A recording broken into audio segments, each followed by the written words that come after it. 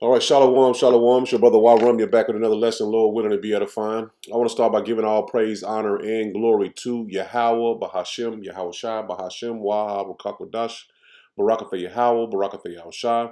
Double honors to the apostles, elders, bishops of Great Millstone who taught me this truth. Shalom to the 144,000 men of the Lord you see on the highways and byways prophesying in the name and power of Yahweh Bahashem, Yahweh Shai, also in the correct doctrine of Yahweh Bahashem, Yahweh Shai. I want to send a shalom to the one-third men, women, and children that will escape the judgment of Yahweh by Shem Shai by their fate. I want to bring out this lesson. Babylon the Great is nothing but confusion, man. And everything is wicked. Everything is wicked. All all the way back from the beginning when the Lord set it up for marriage to be just as simple as having sex. I mean, it's a little deeper, but I just want to make it plain for somebody who's hearing it for the first time. But having sex was equated as being married, not going to the White House, not White House, but going down to the courthouse and making vows in front of the so-called white man to get paperwork. And we know how Esau sets it up as as this paperwork is basically a document on you. And now that we see that these women, as you see, black women praises Cassie's man, which he's an Edomite. He's a beta man. He's an Edomite, and you see that he's basically a simp. And you're gonna see in this video that he is being praised by these so-called black women for him not, or for him standing by her as she's been bringing all this wickedness that she's been doing, bringing it out on her, man. And see, now we know that in this society, sex is not marriage. Sex is just pleasure, man. And the wickedness that they was doing, and it basically, you can't equate that to having sex, man. That's way. You're gonna hear what it was being doing. If you haven't heard, her peeing in his, getting her mouth peed in, her being ejaculated on and rubbing. That's all madness, man. And they call them freak offs.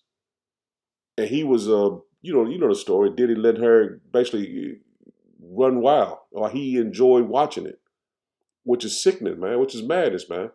And that's what you have in this society, man. This is Babylon the Great, the land of nothing but confusion. So let's listen to this video. I got a couple of them, and we get some scriptures. And Lord willing, like I said, it'd be edifying. Jesse's husband is the definition of unconditional love. And I love that for her. You know how I know good men exist? Because Cassie's husband, Alex Fine, exists. Because Sierra's husband, Russell Wilson, exists. Cassie's husband, Alex, that man ain't nothing. He ain't got nothing but God pumping through his veins. Like, truly an angel, you know. May all my girlies find a love that resembles the love that Alex Fine has for Cassie. Like, what a beautiful demonstration of what it means to be loved fully and fearlessly and unapologetically. Y'all think that is, what's her husband gonna feel? Because too much of y'all manhood is tied to y'all ego. A lot of y'all not ready to help your girl carry her baggage. Somebody go check on Alex. Somebody go check on Alex. I mean, to have to sit through this court case and hear all of those horrible things that your wife had to endure. But the worst part is listening to somebody say they urinated in your wife's mouth.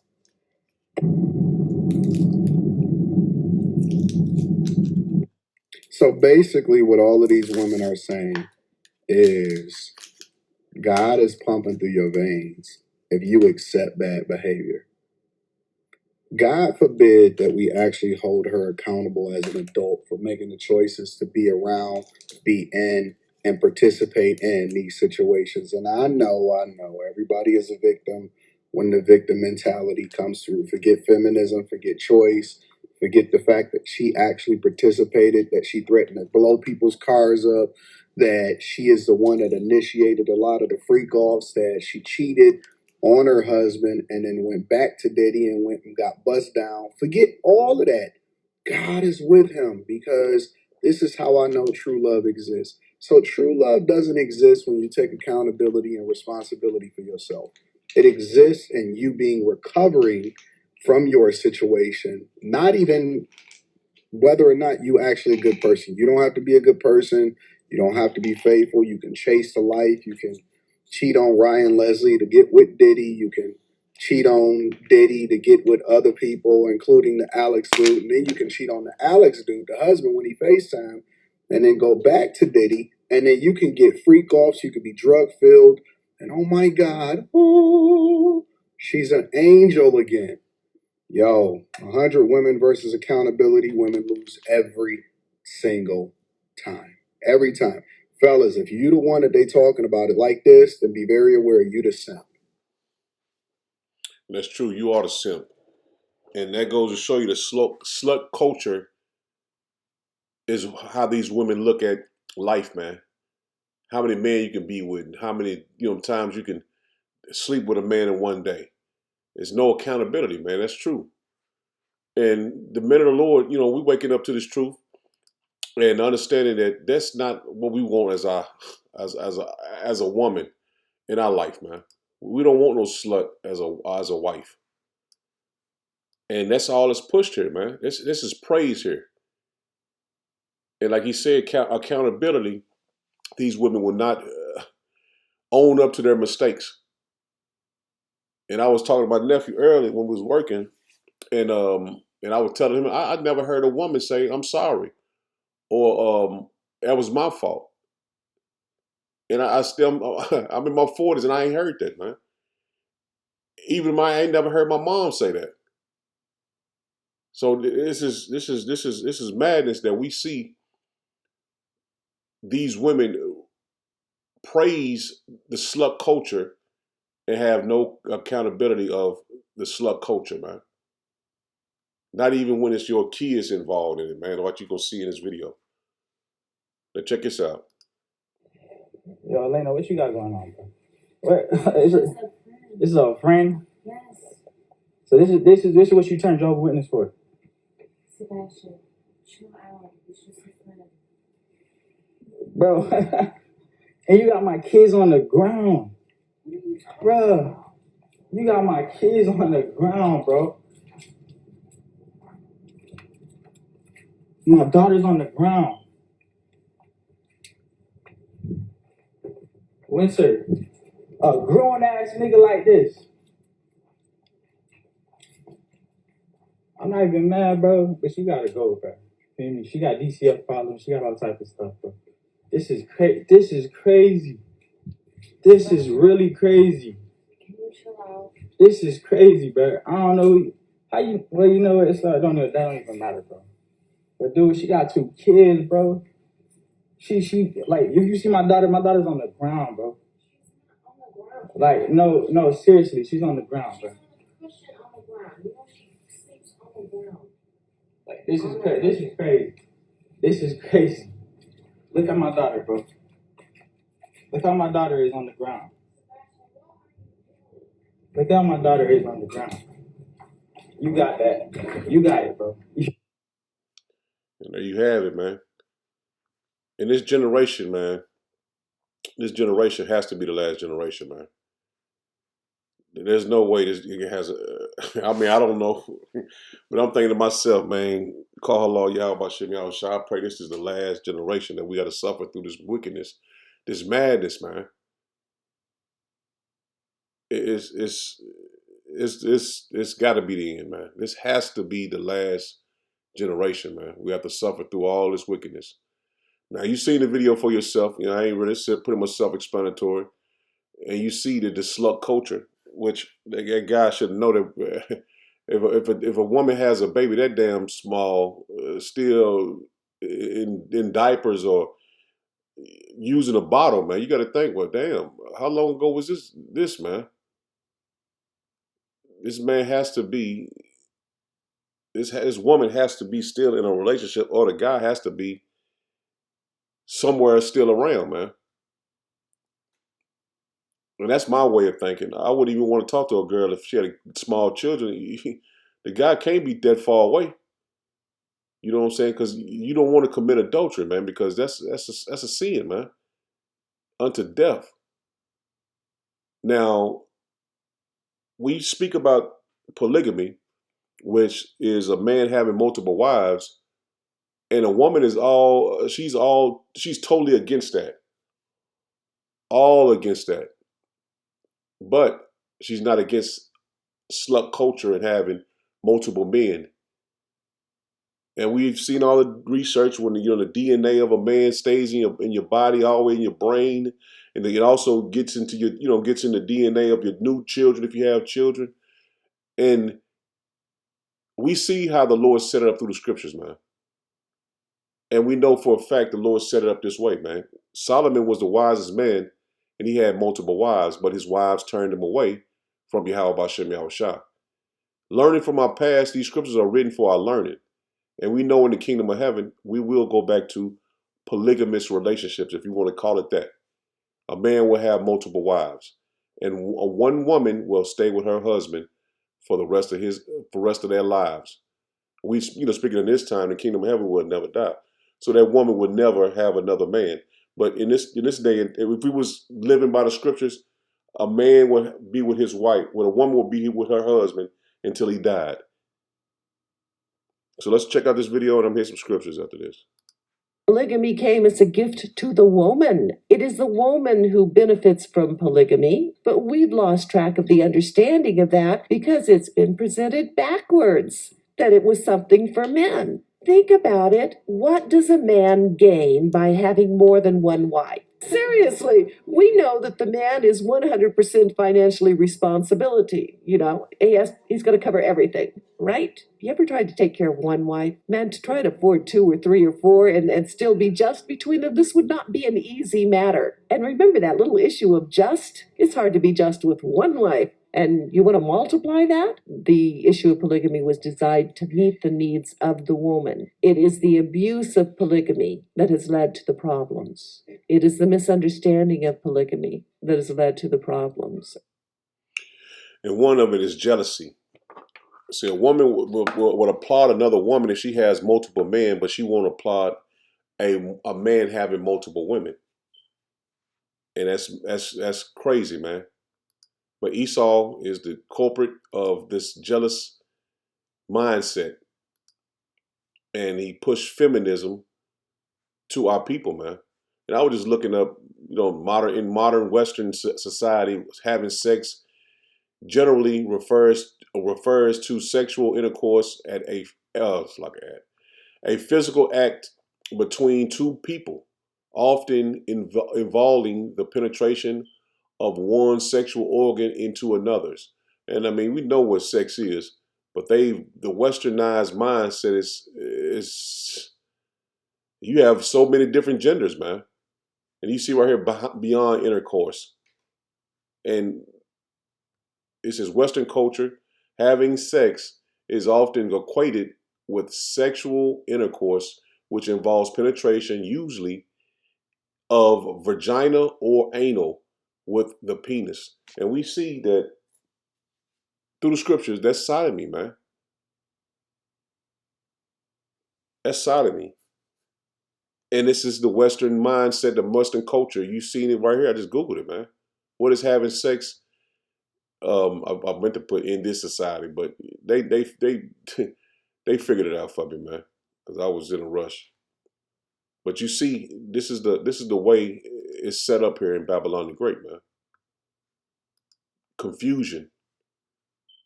Everything is upside down, man. This is Genesis 2, and I'm gonna start at verse 18. It says, "And Yahweh Shem Yahushua Power said, it is not good that the man should be alone. I will have him an helpmeet for him." And see, the Lord set a woman to be a helpmeet to her husband. Not for a woman that have kids and then go party and put them off on her grandparents or not deal with the kids. We're under the curses. Yeah, we're under the curses now. Don't let me forget that. But the point is that this truth has been brought out through the spirit and power of Yahweh Shem Yahushua for our people to repent and return back to him. But our people are refusing to return to Yahweh B'Shem Yahushua. And that's why the confusion is still on our people here in Babylon the Great, which we know 2/3 of our people will be destroyed. But the point is that you have the men of the Lord bringing this information out for you to repent and return to him and understand the ways of Yahweh B'Shem Yahushua. Dropping down to verse 21, it says, and Yahweh B'Shem Yahushua power caused a deep sleep to fall upon Adam, and he slept. And he took one of his ribs and closed up this flesh instead thereof. And the rib which Yahweh B'Shem Yahushua power had taken from man made he a woman and brought her unto the man. See, the Lord made him a helpmeet. And Adam said, This is now bone of my bones and flesh of my flesh. She shall be called woman because she was taken out of man. And that's what the woman is refusing to take that role, man, of being a helpmeet to her husband. She wants to be out here sleeping around. The apostles and the elders say to playing the carousel, man. Experiencing different penises from all these different men. Verse 24 says, therefore shall a man leave his father and his mother and shall cleave unto his wife. See that? They shall be one. And that's the point, man. When a woman is joined to a man, they should be one flesh, man. There'll be one. It won't be no, I can do what I want to do. You do what you want to do. And that's how it is here in Babylon the Great, man. Verse 25, it says, and they were both naked, the man and his wife, and were not ashamed. See, this is before, I ain't gonna get into that, but before she was basically seduced by the serpent.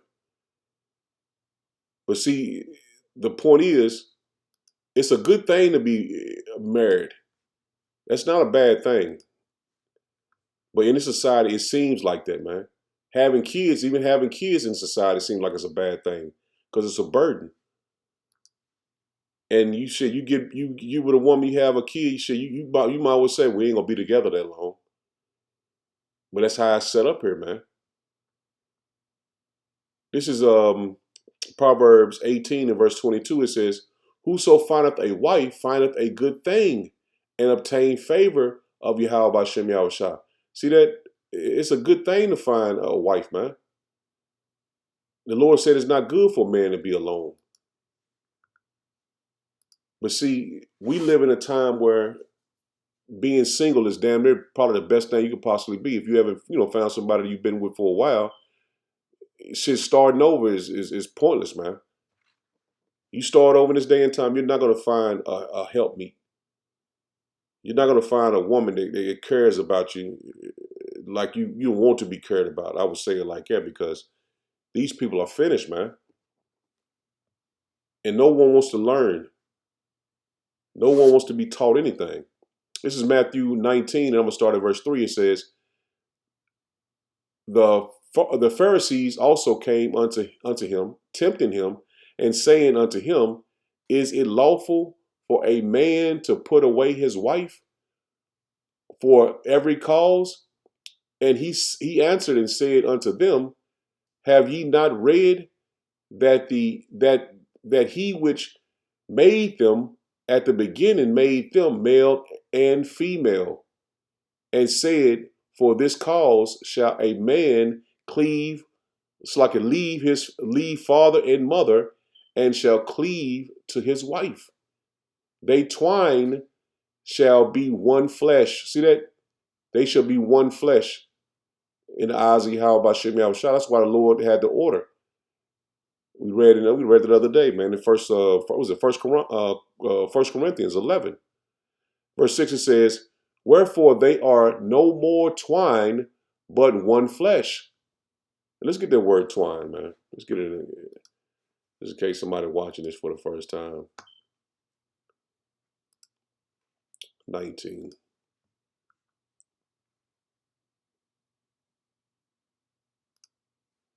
is 6. G14:17. The two, the twine. So there's two. You're not no more two people. You're one, and that's the reason why when you marry, you become one flesh, as the Lord said, you become one. That's like we say in the Shema prayer, and Yahweh Hashem Yahushua referred to him and his Father as one, and we as joined to our helpmeet as one. Verse 6, he says, wherefore they are no more twined, they're no more two, but one flesh. What therefore power have joined together, let not man put asunder. And see, that's beautiful. The Lord is telling you that the Lord put you together, let no man separate. But we know here in Babylon the Great, that's every corner you look around, man. Somebody trying to talk to you, a woman, you know what I'm saying? Or she finds out she can do better than you. She can find somebody to make more money than you. Or either she makes more money than you and don't need you no more. You down on your luck or whatever. She feel like I don't need him no more. I can do better by myself. That's a saying. I can do better by myself. So it's no more looked at as being one in the eyes of these women or men, you know what I'm saying, for the most part. Because a lot of these 2/3 men, they don't look at these women as being helpmeets. They just look at them as sexual objects as they've been presenting themselves to the world, man. And we just we just need to get up out of here, man, for real, because everything is wicked, man.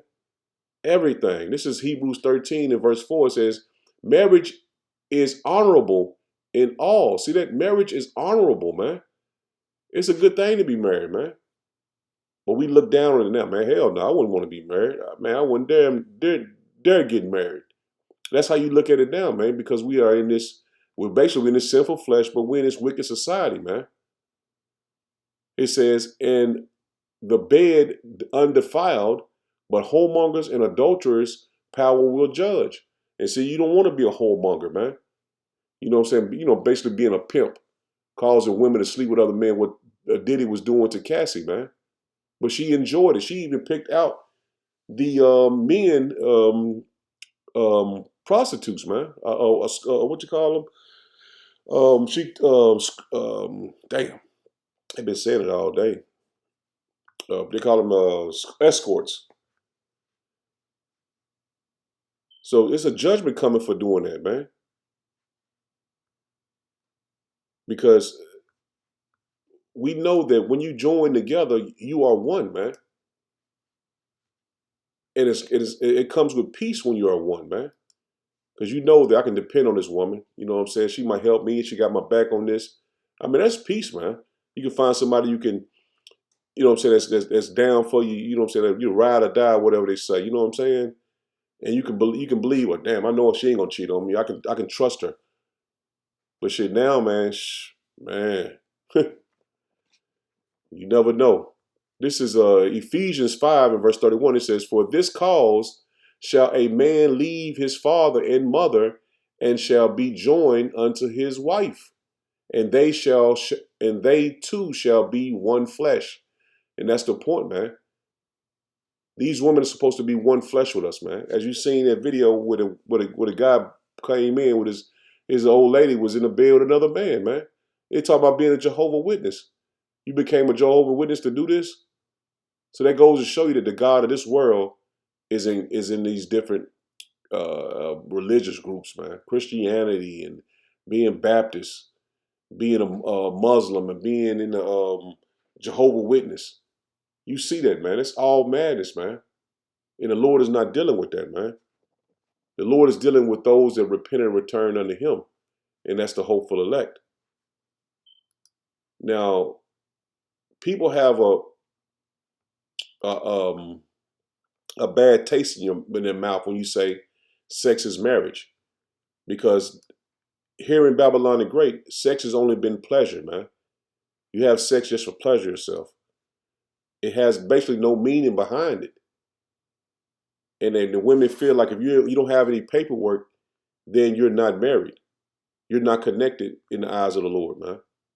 That's how they've been taught by their mothers and fathers and, so on, some grandparents, however, you know what I'm saying? But the point is, sex is marriage, man. And let me get this in the NLT. Just to make it plain. This is Deuteronomy 21 and verse 11. Start at 11. It says, and suppose you see among the captives a beautiful woman, and you are attracted to her and want to marry her. If this happens, you may take her to your home, where she must shave her head and cut her nails and change the clothes she was wearing when she was captured. It says she will stay in your home, but let her mourn for her father and mother for a full month. Then you will marry her. Then you may marry her, and you will be her husband, and she will be your wife. But if you marry her and she does not please you, you must let her go free. You may not sell her or treat her as a slave, for you have humiliated her. And let's get this in the King James, because it says, come into her, which is meaning sex. King James Version, Deuteronomy 20:21 and 13. It says, and she shall put the raiment of her captivity from off her, and shall remain in thy house, and bewail her father and her mother a full month. And after that thou shalt go in unto her, and be her husband, and she shall be thy wife. See, when you go into unto her, that's sex. Remove her, Good News Translation, and change her clothes. She is to stay in your home and mourn for her parents for a month. After that, you may marry her. See that? There's no ceremony. It's sex. When you come unto her, that's having sex. And see, a lot of when you tell a woman in this day and time that, that ain't right, that ain't of the Lord, they don't believe because they don't read the scriptures. They don't deal with the Lord as we do. They don't look into the scriptures as we do. They believe it as the world is, man. Even if somebody believes that, these women that believe they're Israelites or think they're in the truth. Well, I ain't gonna say think they're in the truth, but you know what I'm saying? They believe to an extent. They believe in the truth to an extent. They believe they're the children of Israel. They believe all of that. But when you tell them about having multiple wives and sex is marriage, that goes over their head, man. This is Deuteronomy 22 and verse 13. It says, if a man take a wife and go in unto her and hate her. Now let's get this in the NLT. We just read about it. Going in unto her is sex. And you can look it up as a definition, but we just make it plain for somebody. It says, suppose a man marries a woman, but after sleeping with her, he turns against her. See that? Sleeping with her. And this is plain, man. This is plain. It says, and publicly accuses her of shameful conduct, saying, when I married this woman, I discovered she was not a virgin. And basically, if a hymen is broken and she bleeds for the first time and you have sex with her. See, this is how it was in the ancient world. You would get a woman that's a virgin and you would marry a woman that's a virgin. It ain't like now. A woman can have 15 to 20, 30, 40, 100 different husbands because she done slept with so many men, and then you make her your wife. That's not how it was in the ancient world, man. You will have a woman that's betrothed to you, just like Mary was betrothed to Joseph, and that's basically uh, arranged marriage. So if that woman came out, this is in the law. If that woman did have, and she if she was not a virgin, then you can go into it. I'm not gonna go into it for the sake of time, but it's right here. You can get into it. You know what I'm saying? And it basically explains it to the T, man. If the woman is not a virgin when you lay with her, and if she is, explains what if the man lied, explains to you what happens to the man. But just like I said, for the sake of time, I'm gonna continue on. Dropping down to verse 22, it says, "If a man is discovered committing adultery, both he and the woman must die." And see, that's the point. So once a woman is married, she cannot be with any other men. If she is, she's committed adultery, and you're going to be put to death. In this way, you will purge Israel of such evil. See that? You will get evil away from everyone.